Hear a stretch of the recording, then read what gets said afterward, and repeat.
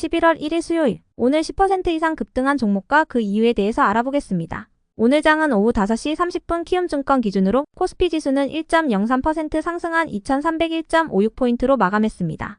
외국인은 매도, 기관은 매수로 임한 가운데 개인은 매도로 대응했네요.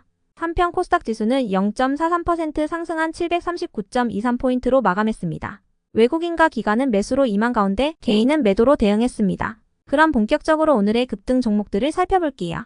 오늘 10% 이상 급등한 종목은 총 31종목으로 코스피에서는 8종목, 코스닥에서는 23종목이 나왔습니다. 이 중 상한가 종목은 에코바이브, 대양금속, 코아스 하이트론, 툴젠, 라이콤, 대화제약, 워트, 갤럭시 하머니트리, 누리플랜, 에코 11종목이고요.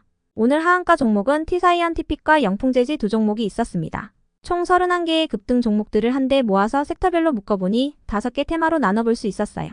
그 외 나머지는 개별 이슈로 오른 종목들인데요. 먼저 1번 김포 편입 섹터입니다. 어제 국민의힘 김기현 대표가 경기도 김포시 등의 서울 생활권 도시들을 서울시에 편입하는 것을 당론으로 정하여 추진하겠다고 밝힌 바 있습니다. 여기에 이어서 특별법 형태의 의원 입법을 시사하며 관련 논의에 속도를 내고 있는 것으로 알려졌는데요. 나아가 메가시티 서울에 대한 논의까지 이뤄질 수 있다는 기대감과 함께 김포의 본사나 공장, 부지 등을 보유 중인 기업들이 시장에서 부각되었습니다. 다음은 2번 반도체 섹터입니다. 지난달 우리나라 수출이 전년 동기 대비 5% 증가하면서 13개월 만에 부진을 벗어나는 결과를 보였습니다. 주력 수출 품목인 반도체 수출은 여전히 하락세를 면치 못했지만 감소율이 지난해 8월 이후 최저치를 기록하면서 개선 양상을 보이고 있는데요. 한편 삼성전자가 내년에 첨단 고대역폭 메모리 HBM의 생산 능력을 올해보다 2.5배 늘릴 계획이라는 소식도 전해지면서 오늘 삼성전자와 SK하이닉스는 각각 2%와 3%대의 상승세로 마감하기도 했습니다. 이러한 분위기 속 반도체 관련주 일부가 함께 강세를 보여준 모습이었네요.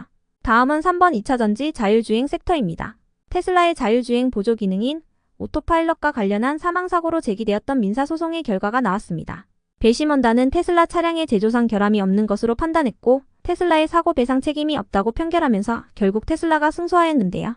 이 소송은 2019년 테슬라 모델 3를 타고 가다가 사고를 당한 사람들이 테슬라에 4억 달러를 배상해달라며 냈던 소송으로 미국 언론은 이번 판결이 오토파일럿 작동 중 사망사고에 대한 첫 판단인 만큼 추후 비슷한 소송들에도 영향을 줄 것으로 보고 있습니다. 해당 소식에 2차전지 및 자율주행 관련주 일부가 테슬라의 승소를 축하하며 강세를 보여주었는데요. 다만 에코프로 및 포스코 그룹주들이 3분기 어닝 쇼크 실적을 발표하면서 2차전지 대표주들은 약세를 보였으니 참고해주세요. 다음은 4번 토큰증권 발행 섹터입니다. 정부가 토큰증권 발행 법제화 계획을 공식화하면서 주요 증권사들과 은행들이 시장 선점을 위한 움직임을 보이고 있습니다. 토큰증권 발행이란 실물자산이나 금융자산의 지분을 작게 나눈 뒤 블록체인 기술을 활용하여 토큰 형태로 발행한 증권을 뜻하는데요. 부동산이나 미술품뿐만 아니라 기존 유가증권으로도 발행이 가능하다는 것이 특징입니다. 한편 최근 비트코인 현물 ETF가 만들어질 수 있다는 기대감 속 비트코인 가격도 강세를 보였던 부분이 지속 호재로 작용되며 오늘 가상화폐 및 토큰증권 발행 관련주들이 시장에서 부각되었습니다.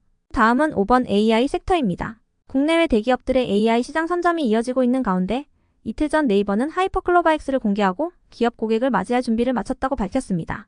한편 코어라인 소프트는 지난 5월에 마이크로소프트의 자회사인 뉘앙스와 판매권 계약을 맺은 데 이어 본사인 마이크로소프트와 디지털 병원 플랫폼을 구축하는 협업에 돌입했었는데요. 오늘 해당 소식이 재차 부각되면서 AI 관련주 일부가 강세를 보여준 모습이었네요. 그 외 나머지는 개별 이슈로 오른 종목들인데요. 먼저 상품권 도소매 기업인 에코바이브는 상장 폐지로 인한 적리매매 기간 중 급등세를 보였습니다. 적리매매 종목은 상한가와 하한가 제도가 적용되지 않기 때문에 가능한 일인데요. 에코바이브의 적리매매 기간은 다음 주 월요일까지입니다. 이어서 대양금속은 최근 영풍재지 주가 조작 사태에 따라 하한가를 보인 후 저가 매수세가 강하게 유입되며 상한가로 마감했다고 알려졌고요. 다음으로 툴젠은 어제 장마감 후 운영자금 확보 목적으로 KB증권 주식회사 대상의 330억 원 규모 전환사채 발행을 결정했다고 밝히면서 상한가로 마감했습니다. 이어서 대화제약은 어제 장마감 후 경구용 항암제인 리포락셀에게 미국 FDA 제2상 임상시험 결과를 공시하면서 상한가에 들어갔는데요. 대화제약은 리포락셀과 관련하여 주사제 대비 유효성 및 안정성을 비교 평가하기 위한 이상 임상시험을 진행했으며 리포락셀에게 유효성과 안정성은 파클리탁셀 주사제와 비교했을 때 통계학적으로 유의미한 차이가 없다는 결과를 얻었다고 설명했습니다. 다음으로 하이트로는 어제 장마감 후 기업심사위원회 심의 결과 상장 유지 결정으로 거래가 재개되면서 상한가로 마감했습니다. 하이트로는 작년 3월 감사 의견 거절로 거래가 정지된 바 있으니 참고해 주시고요. 이어서 로보티즈는 모빌리티 혁신법의 본격 시행을 앞두고 실외 자율주행 로봇의 규제 샌드박스 1호 기업으로 부각되며 강세를 보였습니다.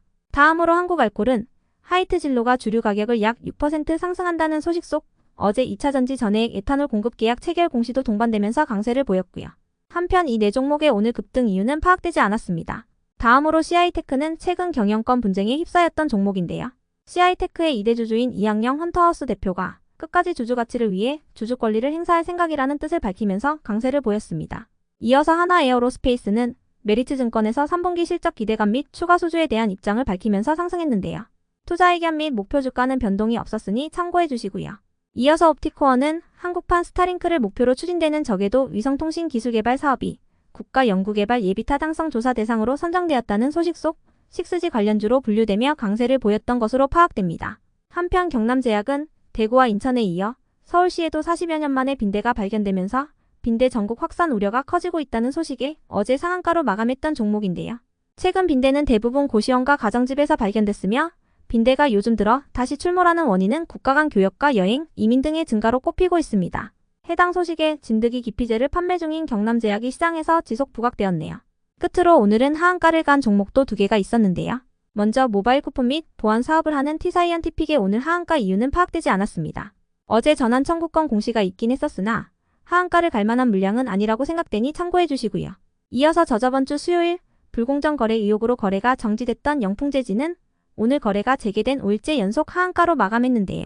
더불어 영풍재지 종목에서 미수금 4,943억 원이 발생한 것으로 알려진 키움증권도 최근 급락 후 횡보를 이어가고 있습니다. 키움증권이 반대 매매를 통해 얼마를 회수할 수 있을지에 대해 시장에 관심이 쏠리고 있네요. 여기까지 오늘 10% 이상 급등한 종목들을 알아보았습니다. 내일도 성투하세요.